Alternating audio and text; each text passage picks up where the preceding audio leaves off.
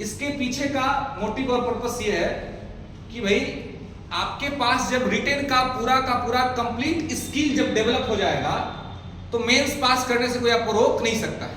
First class में मैंने आपको सिलेबस बताया था और सिलेबस बताने के पीछे का जो ऑब्जेक्टिव था वो ये था कि पहले आप एग्जाम के का जो कॉम्प्लेक्शन है, एग्जाम का जो जटिलता है उसको आप समझ लें, है ना।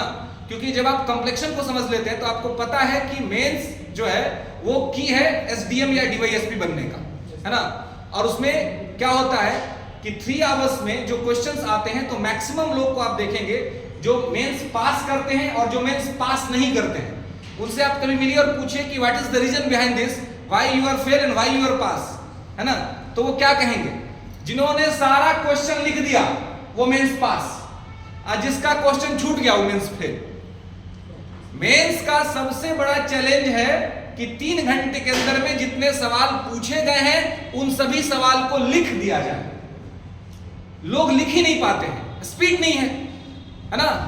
घर में कंसिस्टेंसी से आप 3 घंटा नहीं लिख पाते हैं, तो घर में अगर आप कंसिस्टेंसी से नहीं लिख पाते हैं इसलिए आप एग्जाम में भी नहीं लिख पाते हैं। तो ये बहुत इंपॉर्टेंट होता है कि लिख लें। और ऐसा करता है कि लिख लेंगे, अगर अपने आप को चेक करना हो तो एक बार टाइमर लगाओ, 38 नंबर का 2 क्वेश्चन रखो 38 मार्क्स का, और 5 क्वेश्चन रखो आप किसका, तो शॉर्ट क्वेश्चन, और लिख लो 1.5 घंटे में टाइमर लगा करके।